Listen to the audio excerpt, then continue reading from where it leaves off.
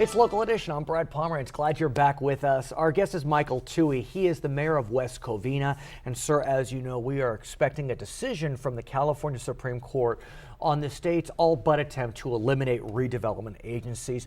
What's your position on the redevelopment fight? We're deeply concerned with the attempt to eliminate our redevelopment agency. 80% of our sales tax that we receive currently came from redevelopment projects that we did in the past. So really? Obviously the way it has impacted our city has been very positive. You know, I think about when I was growing up that West Covina was seen as kind of the place with a lot of smog. You wouldn't want to go there. Now, great malls, really vibrant and active. And as I understand it, a lot of it is because of redevelopment dollars. The ability to revitalize blighted areas. Absolutely. Like currently, right now, we have around $150 million being invested in our two major shopping centers in our city, and we have around $300 million total in projects going forward in the next year and a half. How would you respond to those that would say, however, that we are in very tough fiscal times, and the way redevelopment agencies are funded is an increment of property taxes siphoned off and put into the redevelopment agencies. If you didn't siphon off that money would go to schools and parks and libraries, and so maybe now is not a good time to invest in redevelopment. How would you respond? I would say that you also get nothing if no one invests nothing.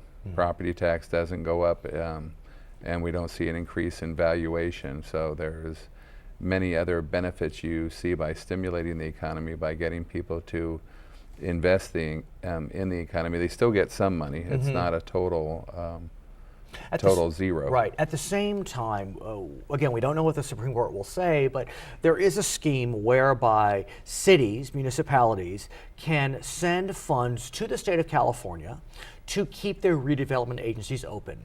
Many cities are choosing to do that, assuming the Supreme Court puts its stamp on it. Will West Covina opt to keep its agency open by sending what some are calling ransom to Sacramento?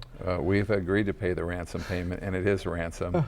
5.9 million up front, and then 1.3 million going forward permanently. But this really, since I've been elected, the state has took around $40 million from us. So all they seem to do is keep on taking from us, whether it's this time they're trying to steal the money this way, or many other schemes they've developed over the years. It's interesting. I'm sure you know that in November 2010, the voters passed Proposition 22, which essentially eliminated the state's ability to raid local coffers. That's part of what the California Supreme Court is hearing, the Prop 22 element.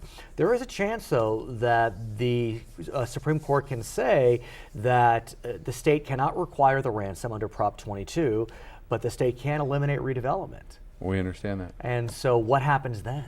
We probably have to lay off 20 to 25% of our workforce, because 20 to 25% of our workforce is funded through redevelopment payments, different ways that the cities operate. So it will have a drastic effect on the services we provide citizens of West Covina. So even though the libraries or someone else may get a little bit more money, we're going to lose officers, because 90% of our money is public safety. So we're eliminating 20% of our police and fire. And you're very calm about it, and we appreciate that. But what I would say is that, have you spoken with your state senator, your state assembly member?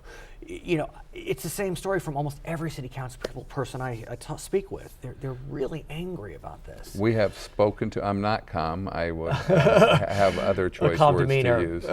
But I believe that they don't want to deal with their budget shortfall. We have eliminated 14% of our positions in our city already. We're dealing with our budget, and they seem to not be dealing with their budget, no different than what's happening at the federal government. Everyone's just passing it down the hill, and the buck stops at local government. Yeah, it does. His name is Michael Touhey. He's the mayor of West Covina. My name is Brad Pomerantz. Thanks again for joining us. Back to HLN.